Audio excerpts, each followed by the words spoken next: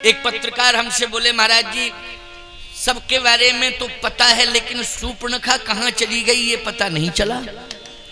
ये शूर्पणखा कहाँ गई उसके बारे में आप बता सकते हो कुछ? मैंने कहा कहीं चली गई होगी, क्या बता दें।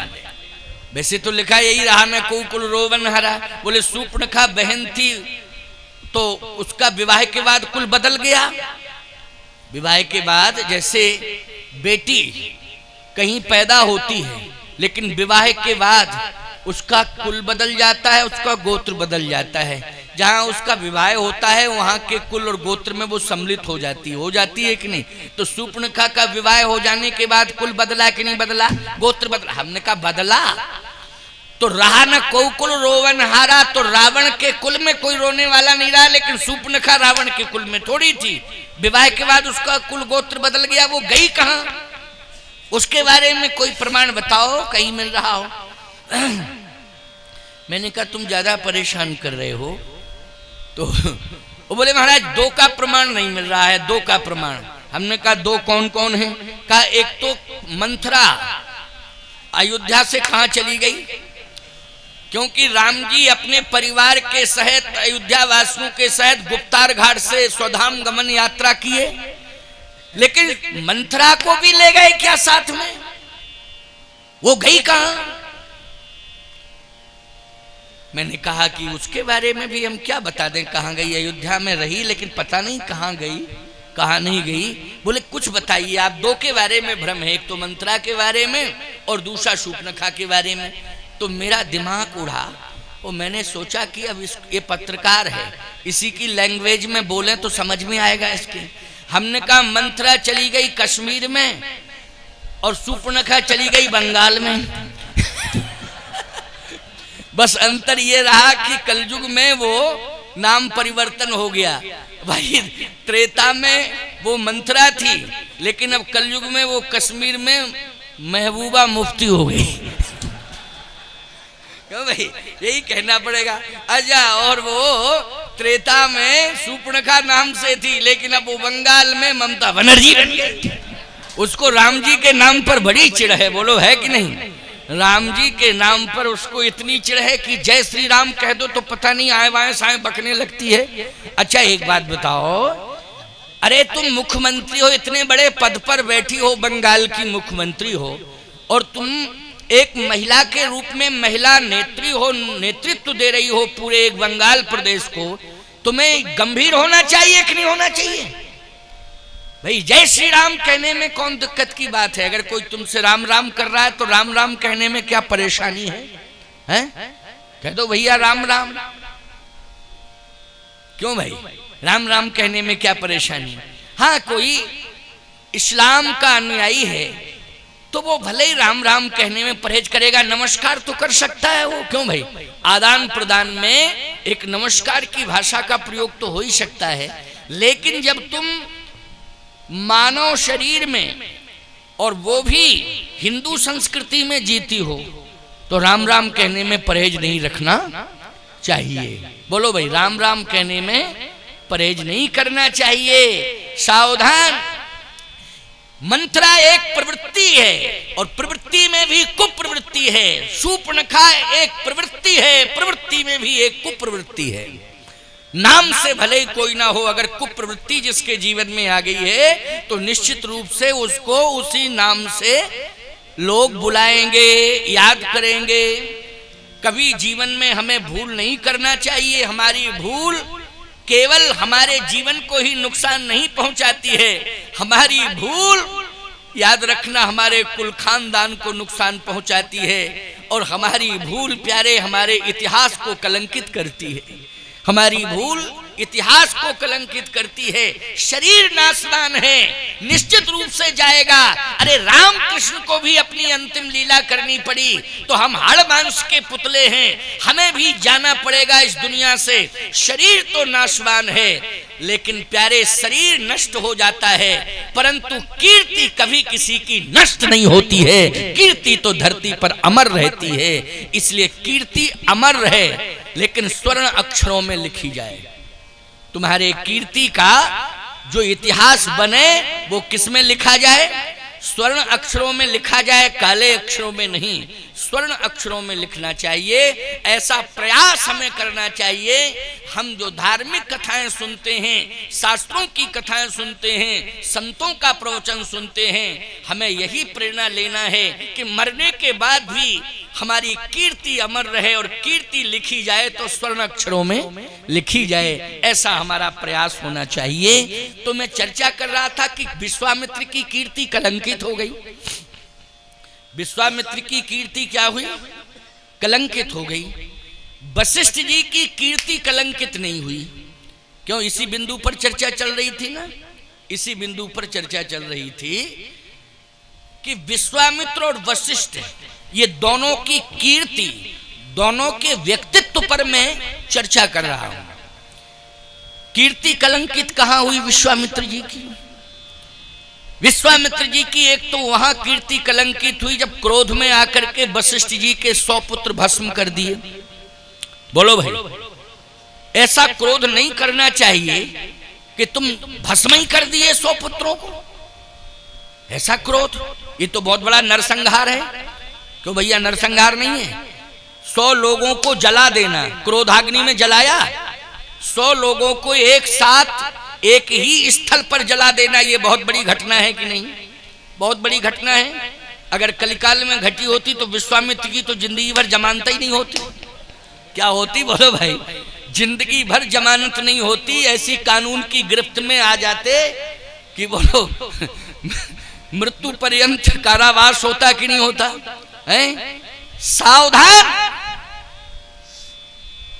लेकिन जैसे ही क्रोध आया 100 पुत्र भस्म कर दिए। लेकिन वशिष्ठ जी चाहते तो अपनी क्रोधाग्नि से विश्वामित्र को भस्म कर सकते थे। उनमें भी ताकत है, बहुत बड़े तपस्वी हैं, बहुत बड़े तपस्वी हैं। वशिष्ठ जी चाहते तो प्रतिशोध में आ जाते और ऐसी प्रतिक्रिया कर देते विश्वामित्र के ऊपर कि देखते अगर तो जल के खाक हो जाते। विश्वामित्र जी खाक हो जाते। विश्वामित्र को कोई दुनिया में बचा नहीं सकता था। लेकिन ईमानदारी से बताओ, क्रोध पर नियंत्रण किया उन्होंने कि नहीं किया? क्रोध पर नियंत्रण किया। मैं प्रमाण दे रहा हूं, संत वही है जो काम, क्रोध, लोभ, मोह, मद, मत्सर, इन खड विकारों पर जिसका नियंत्रण हो गया वही संत है। फिर वही बात आ गई ना, पहले किसी दिन मैंने संकेत किया था कि केवल भेष ही संत नहीं है, उद्देश्य का नाम संत है। उद्देश्य पवित्र होना चाहिए। और वशिष्ठ जी महाराज का उद्देश्य खड विकार है। इन 6 विकारों पर यदि नियंत्रण पाया है तो विश्व की धरती पर केवल वशिष्ठ जी ने पाया है। एक प्रमाण मिल गया मुझे। मैं ऐसे ही कभी कभी पढ़ता हूं ना, तो महापुरुषों का कोई ग्रंथ आ गया, कोई पुस्तक आ गई, उसको पढ़ लेता हूं, या कोई धार्मिक ग्रंथ है उसको पढ़ लेता हूं। तो ऐसे ही मैं किसी महापुरुष की पुस्तक को पढ़ रहा था, तो पढ़ते पढ़ते उसमें वशिष्ठ जी महाराज की कथा आ गई। जैसे ही मैंने पढ़ा तो उसमें एक इतना बढ़िया उदाहरण पढ़ने को मिला साहब कि मैं आज तक उसको भूल नहीं पा रहा हूं। मेरे मन मस्तिष्क की डायरी में ऐसा नोट हो गया वो कि जब तक जिंदा रहूंगा तब तक मेरे दिमाग से हट नहीं सकता।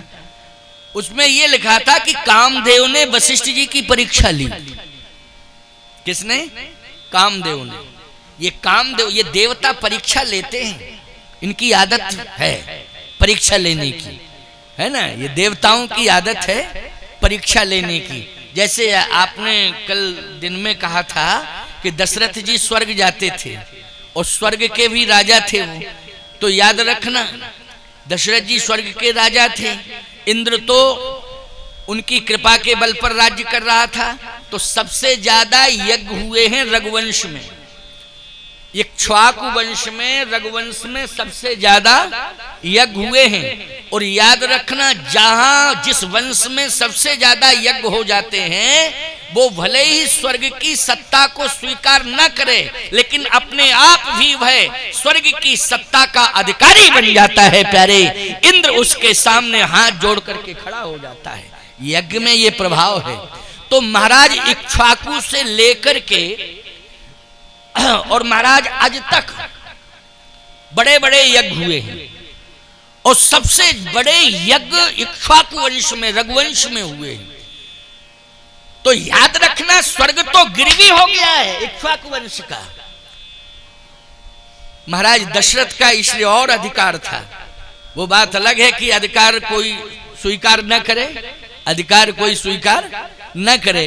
जैसे हमारे सामने अनेक व्यंजन आ जाएं, हम केवल एक पीस उठा के ले लें, पूरे ना पावें, तो है तो मेरा ही पत्तल, मेरा ही थाली है, मेरी थाली है, मेरी पत्तल है, तो ये उस पर जो भी होगा वो किसका होगा? जल्दी बोलो। मेरा होगा। होगा कि नहीं होगा? अब हम किसी एक व्यंजन को ले लें या न लें, लेकिन मेरा अधिकार है उस भोजन पर। अब मैं किसे भोजन दे रहा हूं ये मैं जानूं। परोसने वाले को ही कह दूं भैया ले प्रसाद रूप में, अब तू ले ले, प्रसाद रूप में तू परोस रहा है, ले प्रसाद रूप में अब तू ही ले ले। लेकिन अधिकार किसका है? मेरा है, मैंने प्रसाद रूप में दिया है। तो इक्ष्वाकु वंश ने स्वर्ग की सत्ता को प्रसाद रूप में इंद्र को दिया है। ये मैं चैलेंज से कह रहा हूं।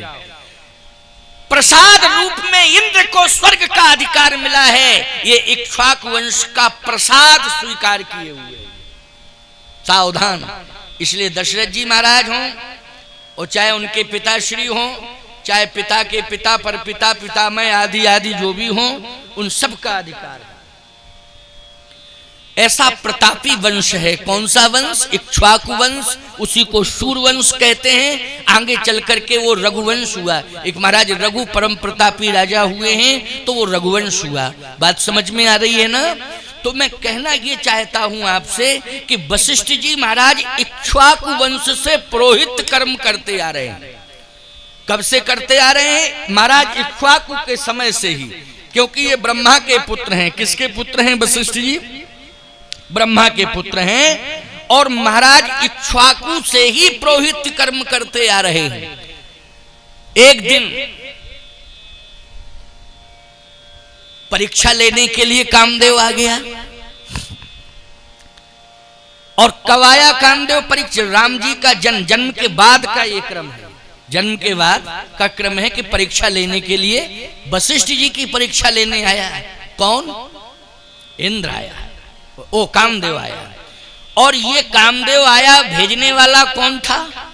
ये इंद्र ही करता है। सप्लाई सब इंद्र करता है, ये उसी का काम है।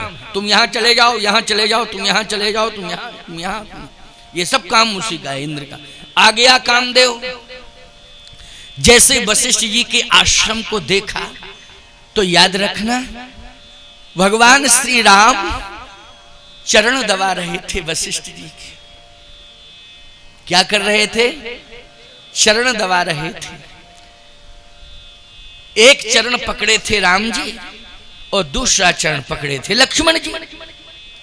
जब चरण दबा रहे थे तो इंद्र ने कहा, ओ गजब, काम को जीतने वाला तो दुनिया में राम है। क्यों भैया? काम को जीतने वाला दुनिया में कौन है? राम है। लेकिन आज एक महापुरुष के चरण दबा रहा है। चरण दबाना मानी दास्ता स्वीकार करना। क्यों भाई? हमने दास्ता स्वीकार कर ली, ये अर्थ। राम लक्ष्मण दोनों चरण दबा रहे थे। जनकपुर में भी चरण दबाए। क्यों भाई? विश्वामित्र जी के अयोध्या में चरण दबाए। किसके?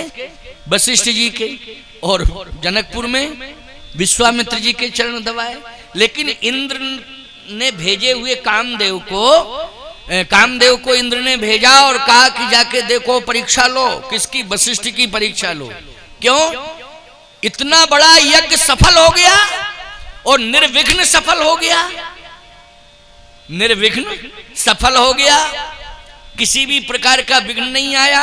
और उसकी फलश्रुति में स्वयं ब्रह्म, निर्गुण ब्रह्म सगुण बन करके आ गया। गजब! इसमें दशरथ का प्रभाव नहीं है, इसमें अयोध्या का प्रभाव नहीं है, सरजू का प्रभाव नहीं है। प्रभाव इंद्र कहता है कामदेव केवल वशिष्ठ का प्रभाव है और दूसरा किसी का प्रभाव नहीं। वशिष्ठ का प्रभाव। जाकर के परीक्षा लो कि उस वशिष्ठ के अंदर कौन सा तप है। गया कामदेव, देखा भगवान राम और लक्ष्मण दोनों चरण दबा रहे हैं, वापस हो गया। वापस जैसे हुआ, इंद्र ने कहा क्यों सफलता मिली? बोले सफलता काहे की सफलता? रामई जी पहरा दे रहे हो। अच्छा सही बताओ, राम के नाम का पहरा लग जावे तो नाम पारू दिवस निस ध्यान तुम्हार कपाट लोचन निज पद जंत्रित प्राण जाए कहीं बाट। न मौत प्रवेश कर सकती है, न जमदूत प्रवेश कर सकते, न काल प्रवेश कर सकता है। बोलो, और जहां रामई जी चरण दबा रहे हो काम का प्रवेश कैसे? जहां राम तहां काम नहीं। जहां राम है वहां काम कहां रहेगा, कहां पहुंचेगा? कहे हमारी तो हिम्मत नहीं है। कहे एक काम करो, अब तुम अपनी पत्नी रति को ले जाओ। किसको? रति को ले जाओ। अब कामदेव रति को लेके आया साहब। कामदेव की पत्नी का क्या नाम है? रति। क्यों कभी कभी हम भूल जाते हैं तो थोड़ा याद दिला दिया करो है ना। रति का पत्नी को लेके जाओ, तुम तो फेल हो गए हो, जाओ रति को लेके जाओ। कामदेव अपनी पत्नी रति को लाया। उस समय भगवान राम नहीं है। जब कामदेव आया तब तो राम जी चरण सेवा कर रहे थे वशिष्ठ जी की, लेकिन जब रति आई, रति को लेके आया कामदेव, तो उस समय राम जी नहीं थे। रति ने आके प्रणाम किया। कामदेव भी रति के साथ में आए, लेके ही आए थे। कामदेव ने भी प्रणाम किया, रति ने भी प्रणाम किया। वशिष्ठ जी ने कहा कि परिचय? कहा परिचय यही है, मैं कामदेव हूं, ये मेरी पत्नी रति है। अच्छा अच्छा अच्छा अच्छा, सरयू स्नान करो, राम जी का दर्शन करो, अपने जीवन को सफल बनाओ। भाई चित्रकूट कोई आएगा हमें प्रणाम करे, पति पत्नी, हम यही तो कहेंगे मंदाकिनी स्नान करो, कामदगिरि का दर्शन करो, कामदगिरि की परिक्रमा करो, यही तो कहेंगे हैं? ये थोड़ी कहेंगे रसगुल्ला खाओ, रसमलाई खाओ, आराम से डबल बेड पे सो। ये कहेंगे हम क्या चित्रकूट में है? अयोध्या में वशिष्ठ जी यही तो प्रेरणा देंगे। क्यों भाई? क्या प्रेरणा देंगे कि जाओ सरजू स्नान करो।